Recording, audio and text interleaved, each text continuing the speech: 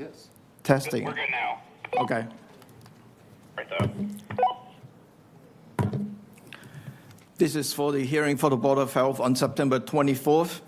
I would like to do a roll call for the quorum purpose. Dr. Gagaoli. Here.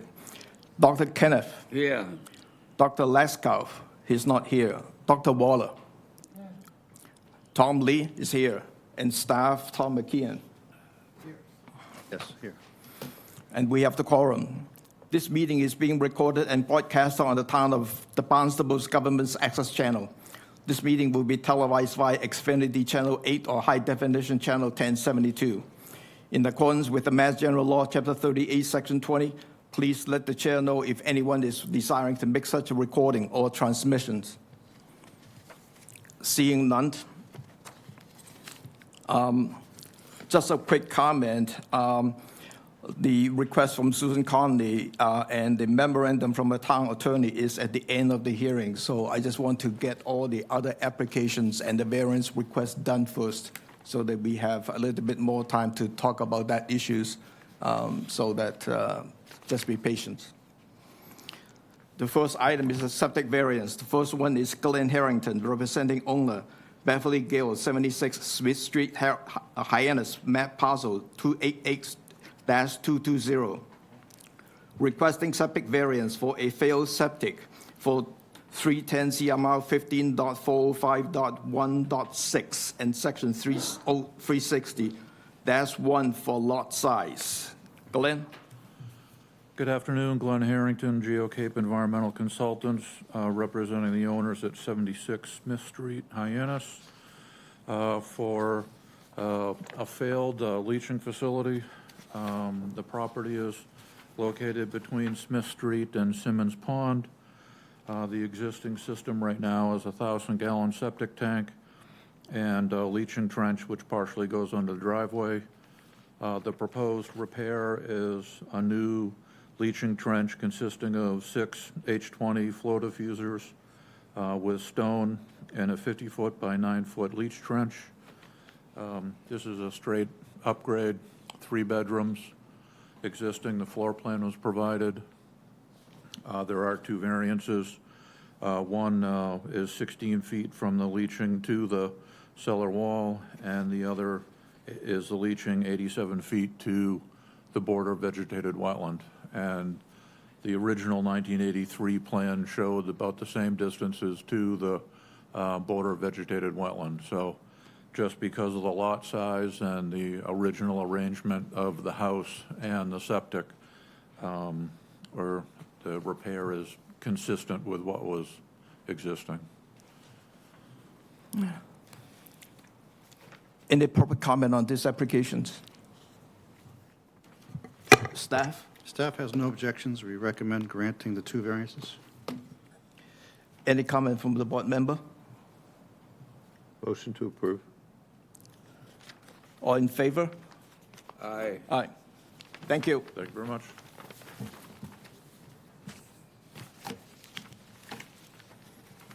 The second septic variance is Alan and Don Burke, owners, 4741 Falmouth Road, Cotuit map, parcel 009-020, requesting a septic variance for a failed septic.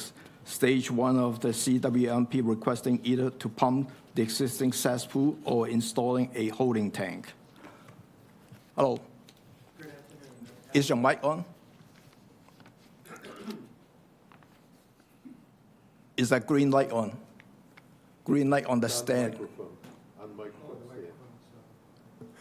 Good afternoon. Hi. Hi. So I've never been to one of these hearings, so I'm assuming that you've kind of got the history that our engineer went through the various options, and I do have a folder for each of you if you feel you needed some more information, or should I just kind of start with what I'm asking for? Yeah, go through a little Okay. bit of why you're asking for the request. Okay, so we appreciate this. I have handouts here if you'd like it as well. We appreciate this opportunity to ask for your consideration to our feasibility concerns about the substantial cost of the FAST system to us, along with the costs involved when town sewage comes to our rental property. It is our understanding that there is an option for the tight system if there is an argument around a feasibility issue. We therefore hoping that you will consider our cost feasibility request and allow us to put in the tight system. I then have a list of, all of the various costs, which ends up, being pretty substantial. Roughly $18,000 for engineering, $90,000 for installing the project, $13,000 additional for the generator, $20,000, $1,000 a year for 20 years, 20,000 is added to that. That ends up being $141,711. In addition, the 4% cost of the 20-year loan, and then the additional cost of town sewage when it comes, and it's our understanding that within 6 months we have to hook up. The cost of all of this is over half of the value of the house, of the property. Other information that hopefully has some relevance. We have 4 rentals, all of which have been affordable, 3 of them with housing vouchers, and 1 which was $1,500 a month. The identical house next door is $2,500 a month. I created Homeless Not Hopeless for the homeless in Hyannis, created an organization where nobody gets paid, just the secretary, and we're providing 50 people for $450 a month. So I'm very much into affordable renters. We're nearing the completion of another affordable rental, again, feasibility cost to us. We're nearing completion of another affordable rental, which will be rented by a tenant, again with a housing voucher, making it affordable. Another issue, hopefully it's relevant. One of our rentals just burned down. Somebody was smoking, and we're hoping that we can afford to rebuild, but did not get very much for the insurance company, which is a huge concern to us. We want to continue to provide affordable housing to address this affordable housing crisis. We're asking for your understanding. And the other thing that was in the letter is our tenant is elderly. He's disabled. He's just, new information that I just got, just had surgery. He's been diagnosed with prostate cancer. He has a housing voucher. And if we have to evict him, it's possible, because I know of many other people, you end up losing your housing voucher if you can't find one within 90 days, and it's really hard to find people. We've always been willing to rent to people with housing vouchers. So, we're concerned. We can't afford this, and what we would be forced to do is to simply close this rental down and wait for town sewage to come, which again would be evicting somebody that not only has been a tenant of mine, it's somebody that I love and care about. It's somebody also who has been diagnosed with mental illness. So it's our understanding that the tight system is a good system. It's a tight system. It will protect the river, which is important, to us as well. And in terms of, I think there's some concern that people don't always do what they're supposed to do. Bortolotti has been pumping all of our houses for 20-plus years. I mean, they would tell you that we've been very conscientious. And in terms of this specific property, I have a handout, which is the pumping that they've done since we found out that our system failed. And we've been pumping every 3 or 4 weeks. We've paid quite a bit of money so far. We're willing to do a contract, with Bortolotti and with you folks, where you would, if you need to get verification of every time that we pump. So we're just hoping that you can understand our situation, and we just hate to have to close it down. Thank you. And do you want these handouts that I have, or do you need anything else? No, I don't think so. Any public comment on this? Staff? Yes, Mr. Allen Hurt presented in his letter 2 options.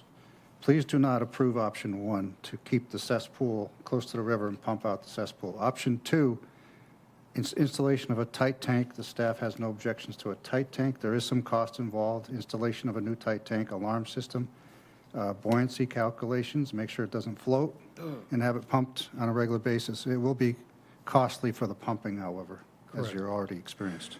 Right, but when we look at the cost, which could be around $5,000 to $6,000 a year, in 10 years, it would be 60,000, and we're thinking maybe town sewage, we just see this as a better option, and we understand the cost, and we're certainly willing to do that.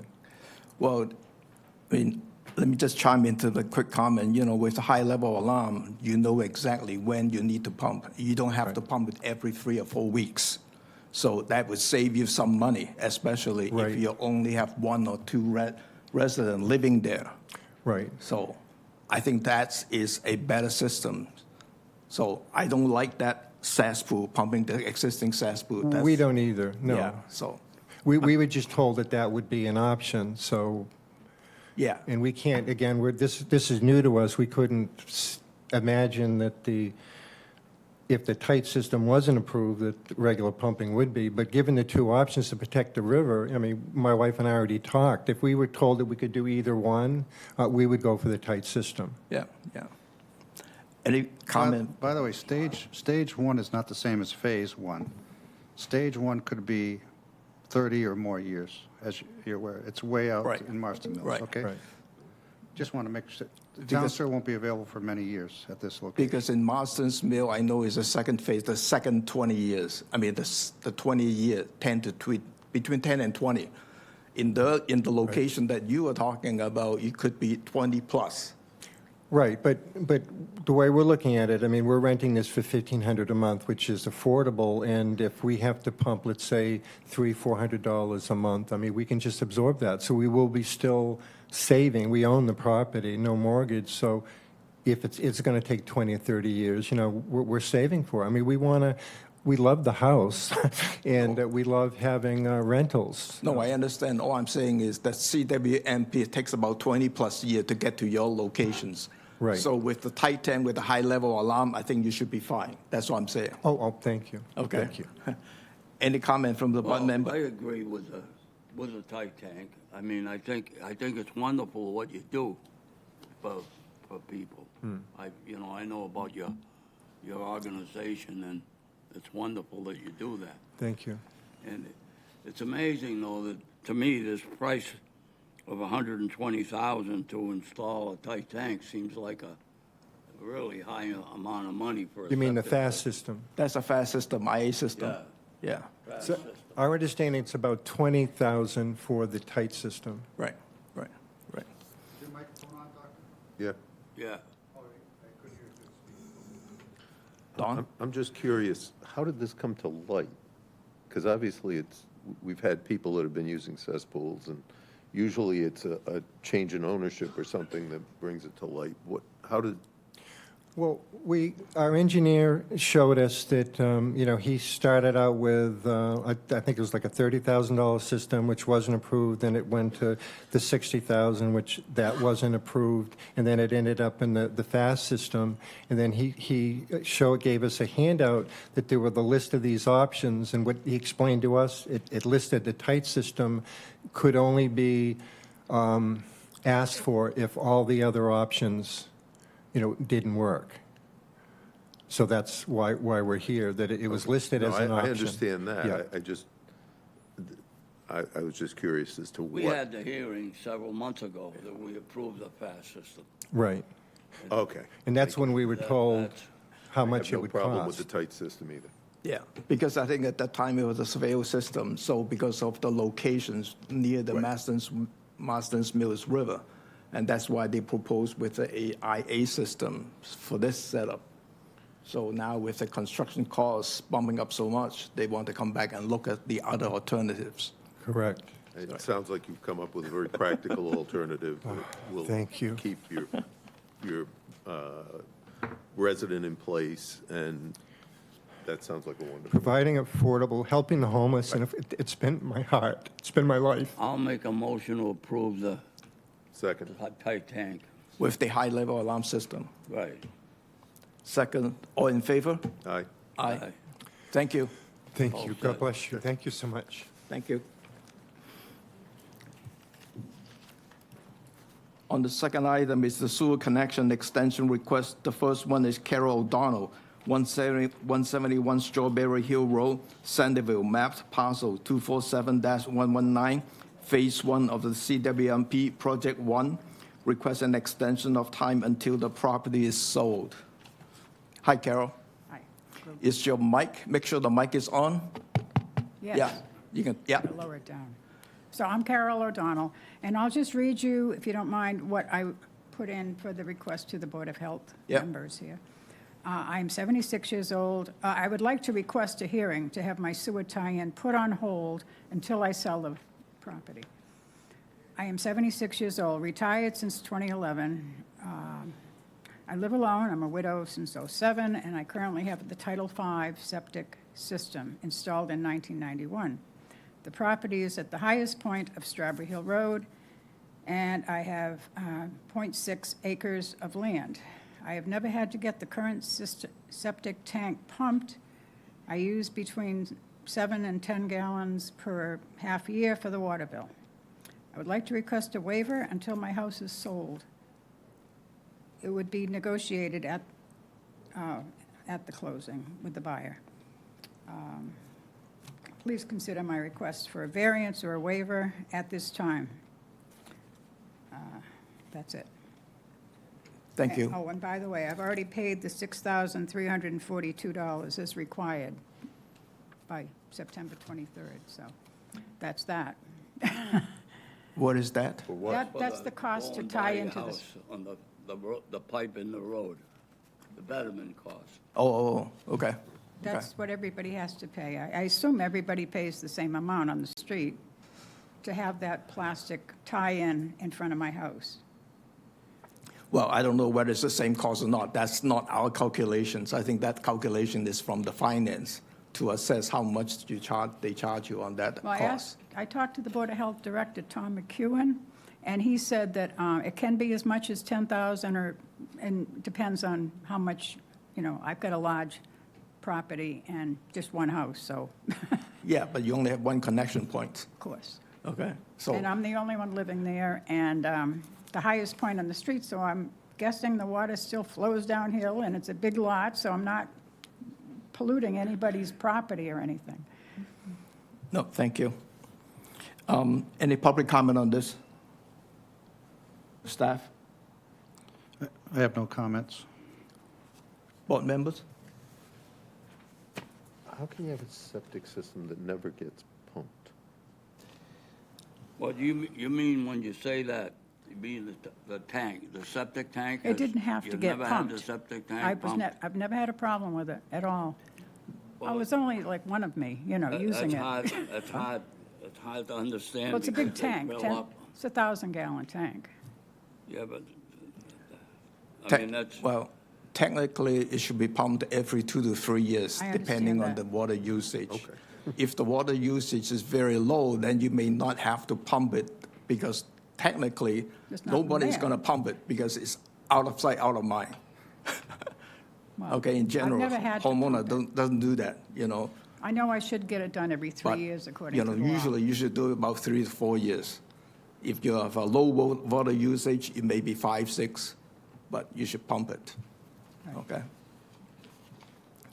When do you plan to sell the house? That's the question. Well, I don't mark. know. I'm 76 years old now. Probably, I don't know, 20 years maybe I can get out of myself. I haven't really pinned it down, but No, that's not the intent of the question because I don't know whether we can give you the waiver for like 20 years. That's what I'm Oh, saying on the I sewer didn't know it was connections. for a time frame. Okay. Okay. We may give you, a couple of years, and then you have to come back and look and see whether we can continue that. Okay. Because I don't think in the past we have given a 20 years waiver for this kind of connections. I didn't know I had to have a definite date on selling it. Yeah. No, that's fine. I mean, I know you're living there, you're 76, you still look healthy. Thank you. God. Thank you. Appreciate that. Any other board member comment on this? I'm curious as to whether we can actually do that.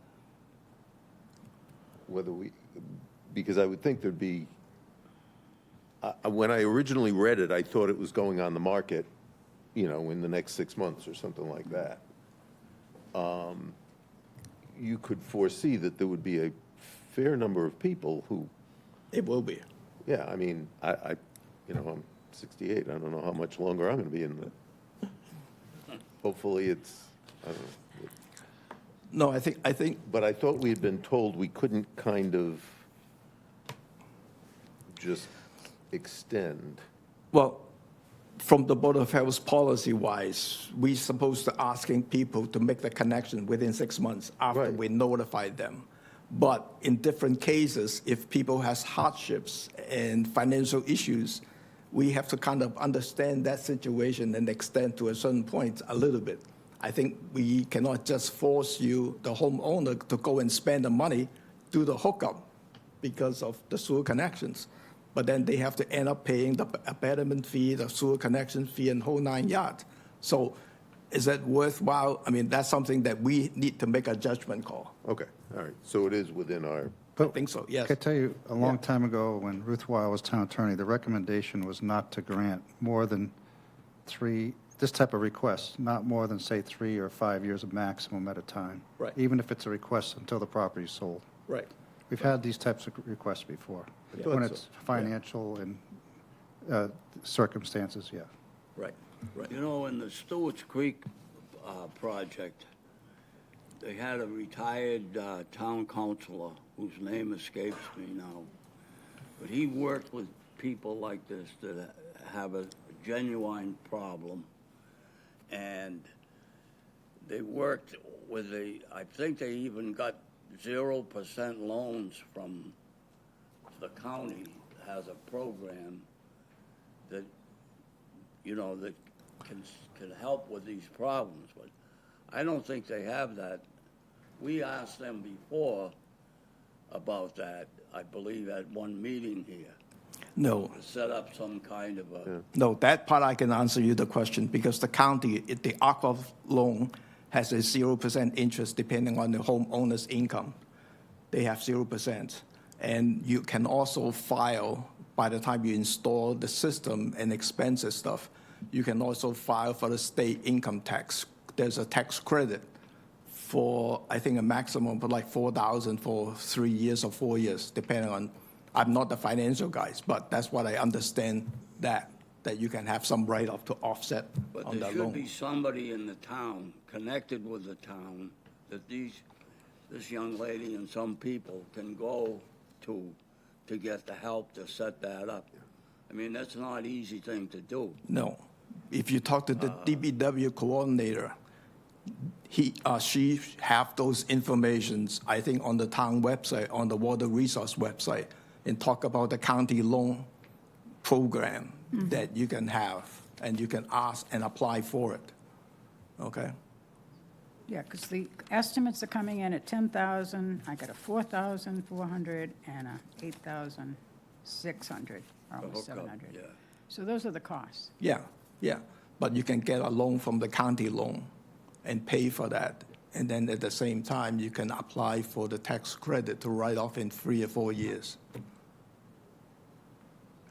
So the Aqua Fund covers the tie-in that Yeah. I'm thinking I don't need. Okay, there's no way to get a waiver at this time? No. I couldn't do it for 4 years? No. Well, we can give you some time to look into that. We can give you 2 years or 3 years to look into that, and then you can look at the connections, and you'll look at your situation financially. By then, it'll be costing more money, of course. No. Well, more money for the tie-ins. Things Well, like every year there usually is an go down. increase, yeah. Yeah. Okay, so where do I stand now?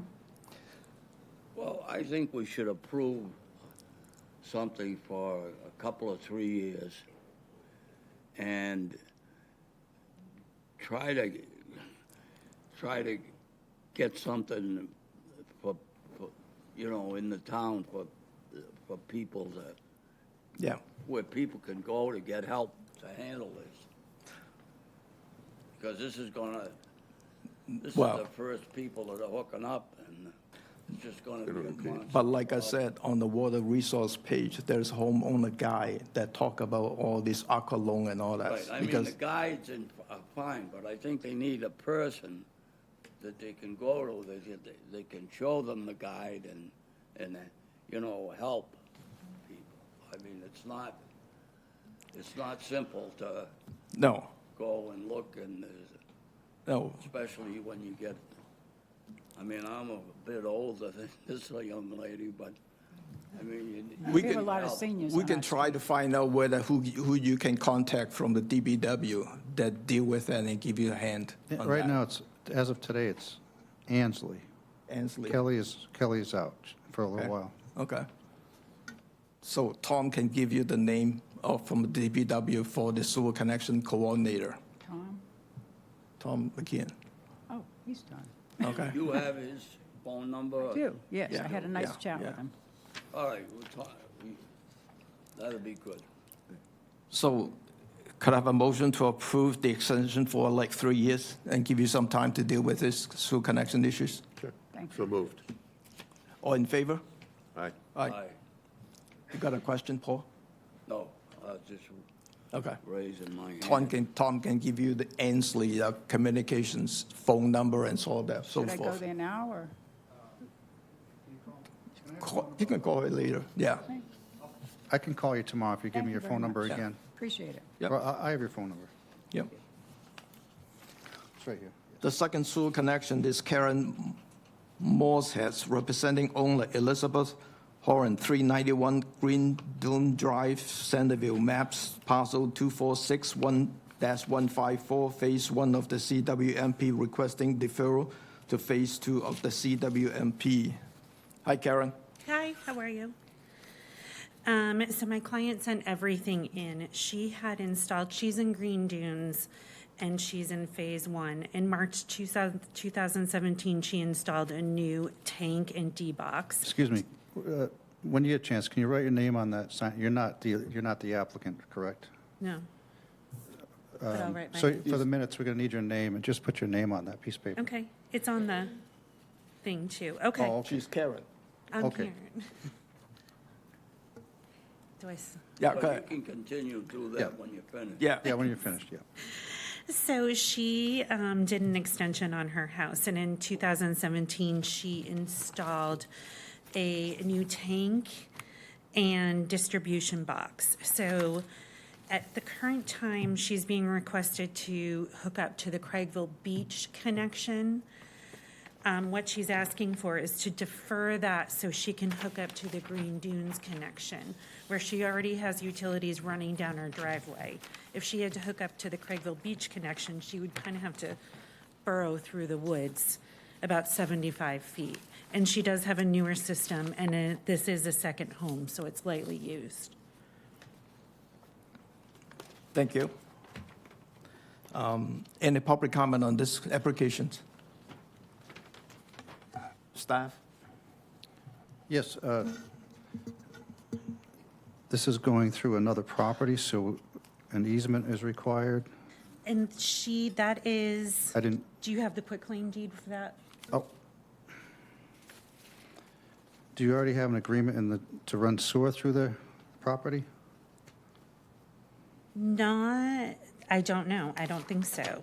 So She was that- just hoping that could be an option, and Yeah, I that's- believe, That's what I was getting to, that I would recommend that we get that as part of a copy of the agreement before the board votes on this, that we would Okay. need that document. That's my recommendation. Thank you. 20 foot. Thank you. Okay, so, no. Nope, bye. not yet. Any comment from the staff from the board member? Well, I think it should be continued too, because the people who own the land that this lady has the easement on might not want a sewer. Correct. It's part of Green Dunes, and I believe they gave her permission, but it's not in this letter, so Oh, it's so I obviously think- not in what she had turned I think she in. needs a legal permit to get across there.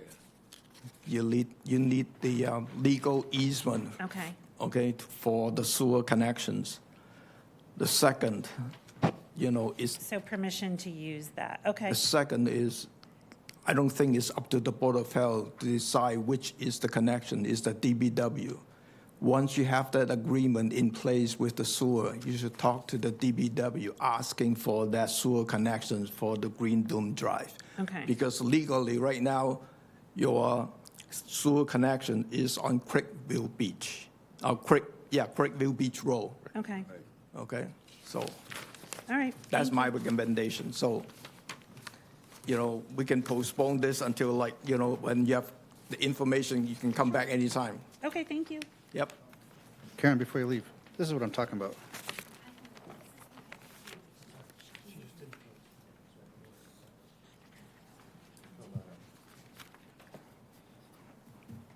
All right.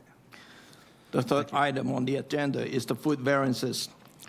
Daniel O'Rourke, representing food establishments, Jack's Claim Bake, 40 Industrial Road, Unit Number 5, Marstons Mill, map parcel 058-028-00E, requesting grease trap variance, Town Code 322-3, to allow a GLD plumbed to 3-bay sink. The applicant has withdrawn these applications. The second request is Matthew and Pamela Arias, owners, Soulshine LLC, DB8, Crumbl Cookies, located at 793 Hyannis Road, Hyannis Maps Parcel 293-024, requesting grease trap variance, Town Code CMR 322-3, to allow an internal grease interceptor. Hello.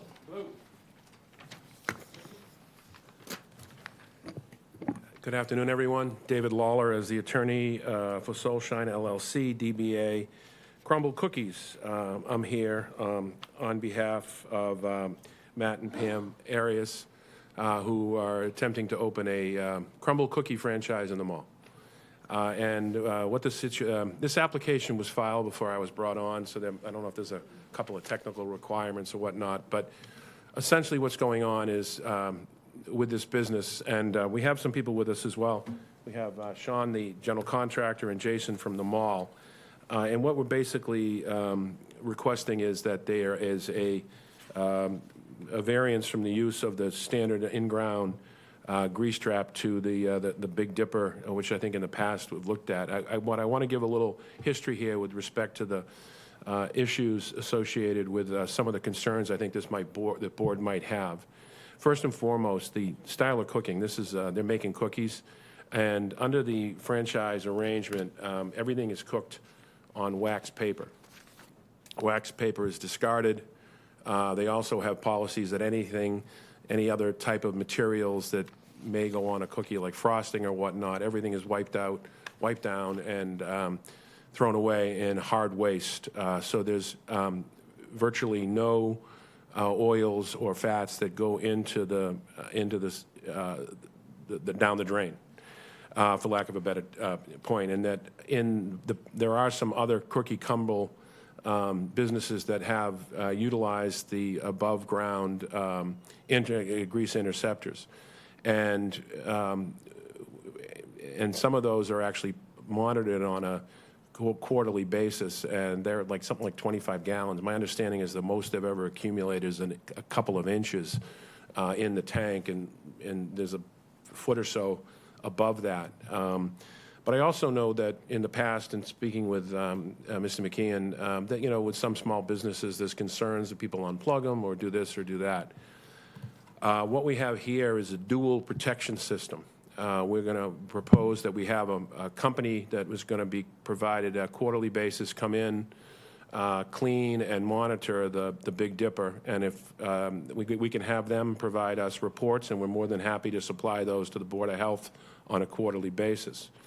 Moreover, the important thing in speaking with Jason at the mall, there's twofold. The important part is that they actually have their own grease monitoring system in the wastewater plant at the mall. And apparently, if they do monitor any excessive grease that comes into the system, because they're worried about their own system, that they have the ability to essentially reverse engineer where that grease is coming from. And it's actually happened in the past. I don't want to mention names, but in the past, in one particular example, that there was more grease than there should have been in the system. They reversed engineered, came up to the particular store or restaurant and determined that there was a faulty issue with their grease trap, in-ground grease trap. They immediately fixed it, And the next time that the septic plant was monitored at the mall, grease levels were, back to normal, which is non-existent, or it's never non-existent, but to de minimis amounts. So in this particular situation, we're proposing this Big Dipper, and we're going to have a two-phase protection system. We're going to have the company that will monitor the system, clean out the Big Dipper, and then we have the backup system. If God forbid anything were to go wrong, they have the ability to reverse engineer this. And I would suggest to you that this is really a belt and suspenders approach, and with the pants fitting tightly anyway, because that's a just ridiculous analogy that I just brought forward, but I've done that in the past and will continue to do so. Because it just doesn't produce a lot of grease. They're making cookies on wax paper. We think this is a very reasonable request based upon the board's abilities, and the board has discretion in these particular matters. There's just, the added, my understanding is that with the mall and just the way the store is situated, putting in a grease trap in the parking lot for such a use would just be economically not a very viable or sound situation. We think this is well within the board's discretion to approve, and we seek the approval here this afternoon. Thank you for the information. Thank you, Mr. Chairman. Any public comment on this applications? Staff? The comment from DPW Town Engineer Griffin Bowden recommends an external grease trap. That email is dated September 19th. You should have a copy. Yep. And when I described it further about the site restrictions, he's still questioning how that could be when you have such a large parking lot. You've seen that email as well, correct? That's all I have. Thank you. Thank you. Any question Have you from? made this presentation to the DPW?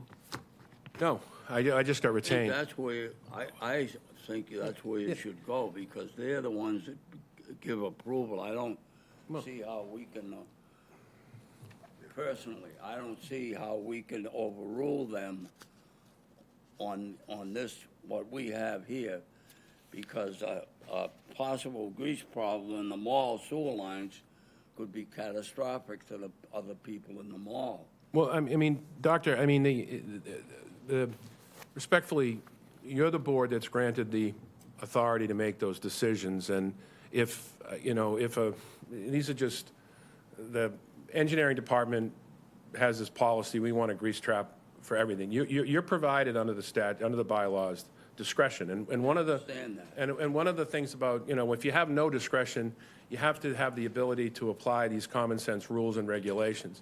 First and foremost, there's actually and I failed to mention that, there's actually a system in the mall in place right now, exactly what we're trying to put in. And it's for a very similar store. It's for a pretzel store. It was approved by this board years ago. And there have been no problems with that system. It's the Big Dipper. And I'm not even sure they may or may not have the monitoring system. I don't know if they do or they don't. But all I know is that there are no problems with the system. And apples and orange, cookies and pretzels. It's a very similar situation. It's an establishment that does not produce grease. And I think that the engineering department has a policy we want, but this board is the one that has the discretion to say, look at that policy. Should that policy apply to, someone that's putting in a breakfast place that's cooking sausage and bacon? Obviously not. Should it apply to a situation where we have someone cooking that does not produce grease on any even remotely large level? Not only that, they have a system in place where everything's cooked on wax paper and thrown away, and they have a system in place where anything otherwise is wiped down with paper towels and thrown away. Then they have a internal grease receptor in place that's monitored on a quarterly basis, sending reports to the Board of Health to make sure that everything's okay, because it's a third party. We know that's important.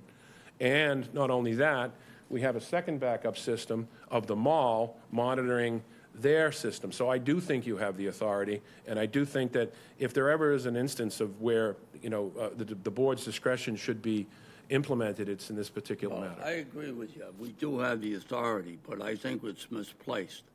And I think the people making the decision should be the DPW. I can understand what you're saying, and I can say that's probably the case, that it's true what you're saying.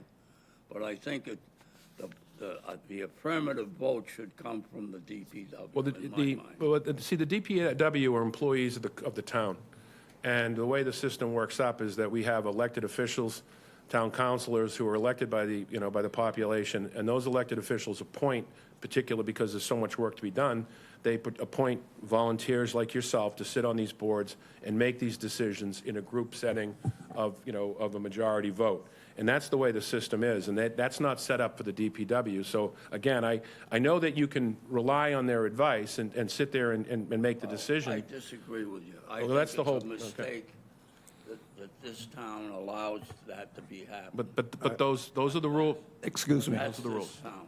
Excuse me. I think, Yep. stop that conversation and let Sorry, me Tom. jump I in apologize. on that, Yep. because Yep. from my experience in terms of the amount of fat that you're dealing with for cookie making and that sort of stuff with the wax paper is very minimal. So if we have a previous applications on the store, pretzel store, that have the same, above ground, Big Dipper, I would do the same thing in the sense that I need an engineering stamp plan to size the unit properly and quarterly monitoring report back to the Board of Health or available for the Board of Health inspections. And then if you have a third party to kind of overseeing and trying to identify the grease problem if it happens, then you can re-engineering back to the source and trying to resolve the issues. I'm fine with that. We have all that, yes. So that's where I'm come from. Yeah, No. I agree with you. I mean, I think we understand how the system works, and historically, I mean, the DPW is who deals with the grease show that occurs if there is a problem with the sewer system. So, I mean, I can't fault the DPW for taking the stance that they have. That being said, if the mall is connected to the sewer system, and if the mall has a system that works, and we've got a precedent of a store in the mall that's similar, Right. cooking on wax paper or parchment paper, I'm not, There might be But- parchment. I can't see why we would treat them differently. Right. I just think it sounds reasonable to Right. treat them the same way that, Right. Do you want to make a comment? No, before- I'm okay. You okay? Any other comment from the board? Do you want to make a motion? motion to approve the request with the monitoring that you've cited, and with the monitoring that the mall is doing to Plus the engineering stamp on the size of the Big Dipper. We'll provide that before installation Correct. to Mr. McKeon. Right. Yes, And then the understood. quarterly monitoring report, so. Yes. Okay. All in favor?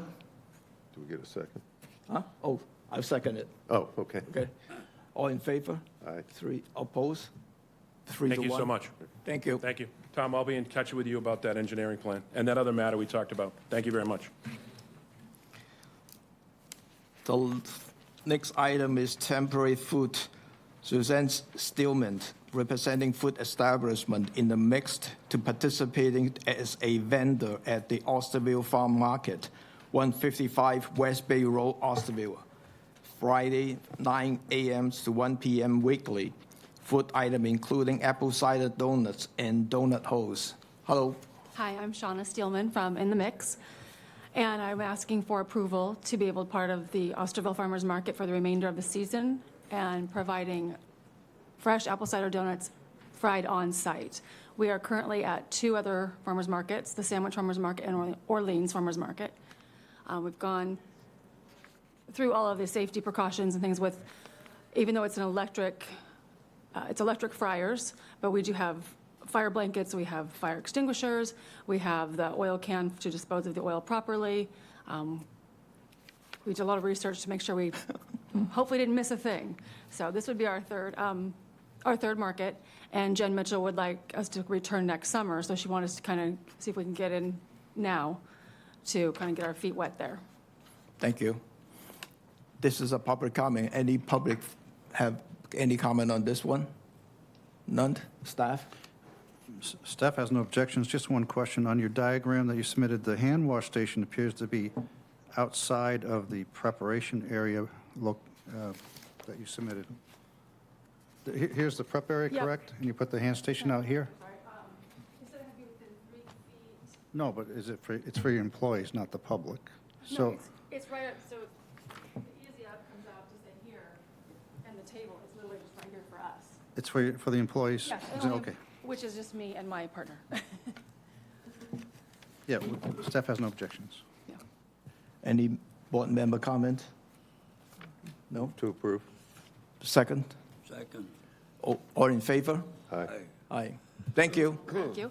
And would it be possible I need to pay fees, I'm sure, and then do I let Jen know I can be coming this Friday or the following Friday? You submitted your application online, correct? Yes. Yeah, we can process that very quickly for you. Okay? Great. Thank you, gentlemen. Thank you. Thank you for your patience. And finally, we get to the next two item on the agenda, request from Susanne Conley, Save Our Beach, and the memorandum from the town attorney's office. So I just want to let Susanne speak first before I make the response from the memorandum from the town attorney. Hi, Susanne. Hello, sir. How are you? Not bad. Good. Thank you all for having me back before you today. The petition I shared with you on June 25th asked the Board of Health to conduct or commission a top-to-bottom assessment of the cumulative effects on human health and safety of Avangrid Renewables' 3 cable landing projects, 1 completed, 1 permitted, and 1 proposed. At that meeting, former chair of the board, Mr. John Norman, asked me to return with specific laws and ordinances we are asking you to enforce. In the interim, a memorandum from Save Greater Dowses Beach shared with the board on July 18th provided background information, and the one I shared dated September 8th addressed the board's request for specific laws and ordinances. I note as well Town Attorney Nober's memo dated September 10th, refuting the board's authority in these matters. I respectfully disagree with various aspects of her assessment.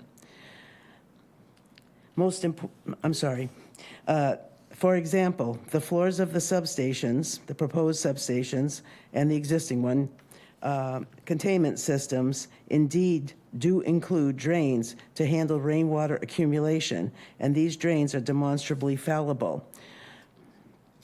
Most importantly, the unambiguous language in the Town of Barnstable's code. Article 3, Section 241-21, Authorities and Responsibilities.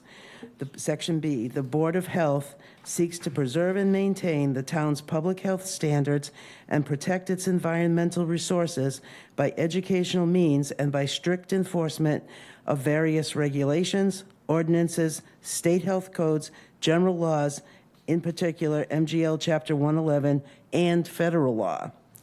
We understand that this board cannot overrule the state's powerful energy facilities siting board.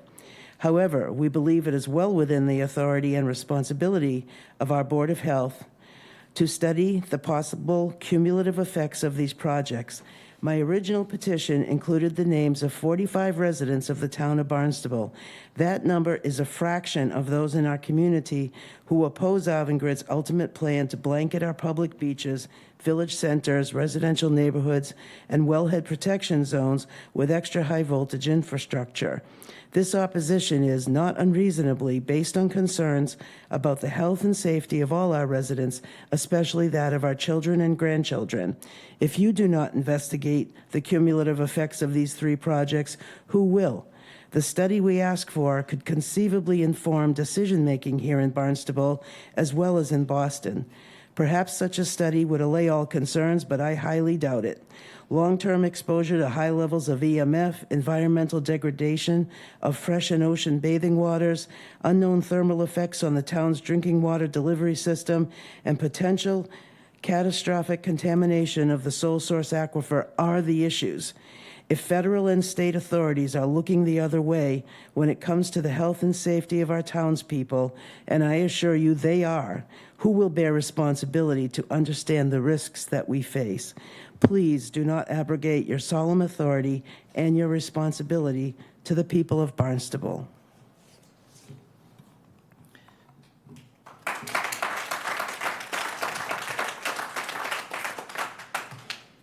Well, thank you for your comment. The only thing I just want to mention is, I've asked the town legal to look at the ramifications in terms of our authority, and I don't know whether your support group has read this memo or not. I did share it, yes. And, the only thing I just want to read is like, on the short answers on the first page is that we write to clarify the board's legal authority to discuss in more detail below.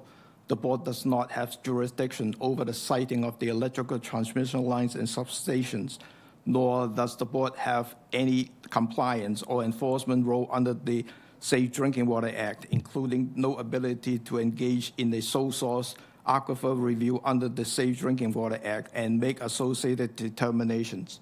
Finally, the board has no authority to conditions, prohibit, or stop constructions of electrical transmissions in infrastructures if a public health adverse effect is alleged. In providing this legal opinion, we do not take a position on what the law should be or take issues with the general concern expressed to the board at its June 25th meetings or in the memorandum provided to the board. Rather, we would like to explain and clarify the law as it exists. Given the interest in these subjects, please feel free to share this memorandum with the public. I think, I read through this stuff, and I kind of agree with the assessment from the legal. And for the existing permitting stuff, for the future, I know that 1,000 speeches coming up in the permitting process, and we don't know what that process, how it's going to go through. I will leave it at that right now. If any board member want to make any comments, you can. Anyone?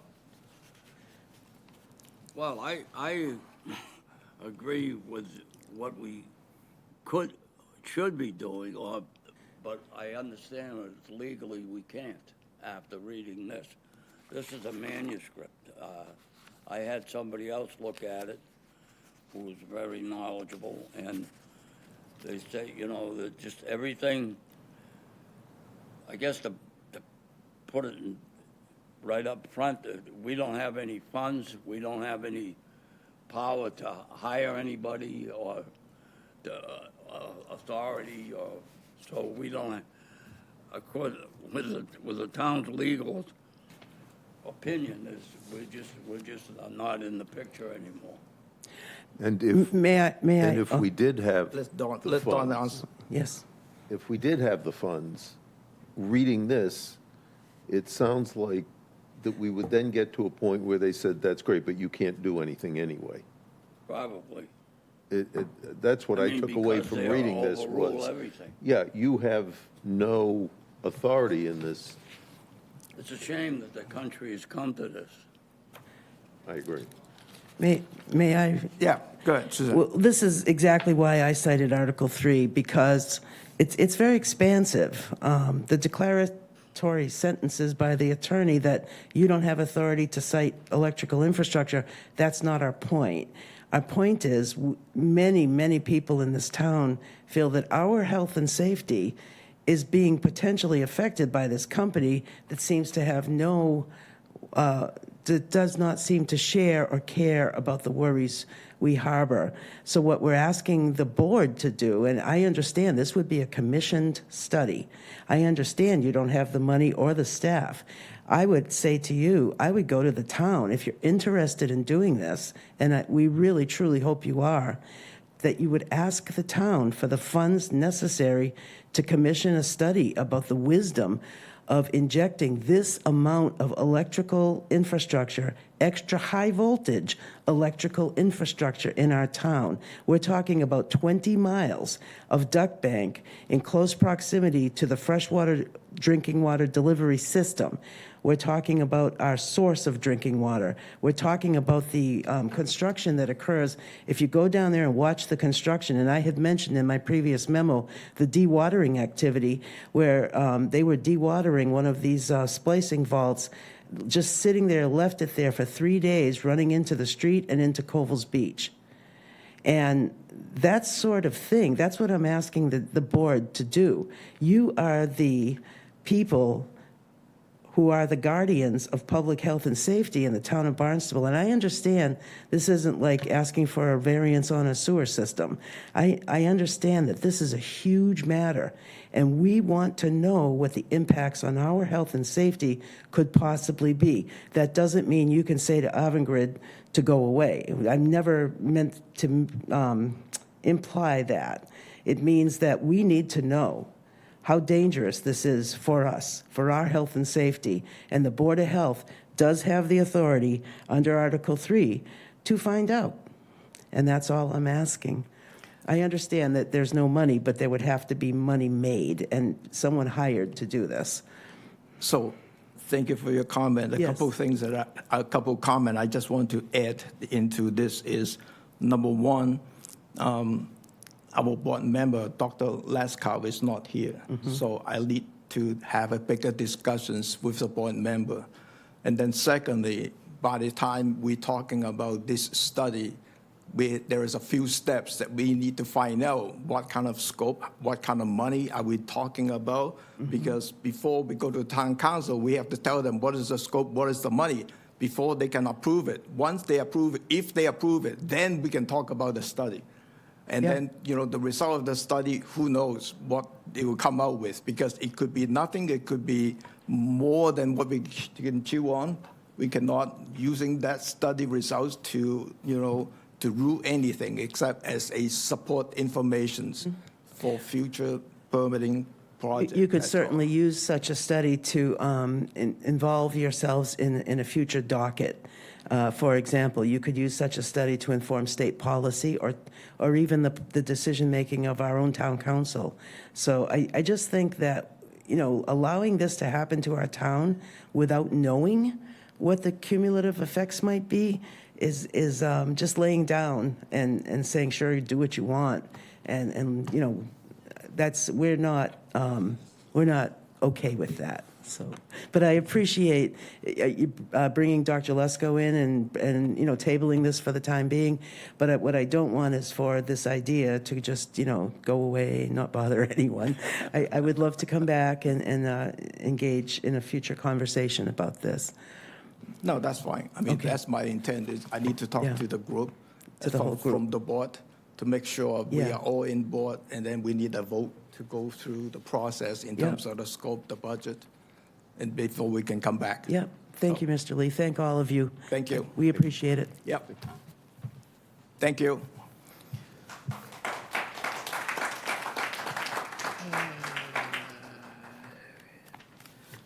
What's next on the agenda? We don't have minutes, so that's it. That's it? We have minutes. Please vote on the minutes. We worked hard on those minutes. I don't have minutes. They were emailed to you, and Tom Lee corrected them yesterday. It was not listed on the agenda, though. Well, why don't we put it off till next month? Yeah. I think, They're right here. Yeah, but it's not listed on the agenda. Yeah, number 7. What do you mean? There is no, Nothing other oh, than, we Nothing- don't have it in here. nothing on, We listed don't on have here. it. I'll email you the minutes tomorrow morning if you'd like. Yeah. Yeah, you should have received it today. No, I'm saying is that on the agenda, in the minutes, it did not list which date of the meeting minute, Oh, okay, all right. right? It just has an item, meeting minutes. it Yeah, looks like a placeholder, it doesn't look. yeah. That's what we're talking about. All right. Sure. Could I have a motion to adjourn? Adjourn. So moved. Second? All those All in favor? Aye. Aye. We are adjourning at 4 o'clock.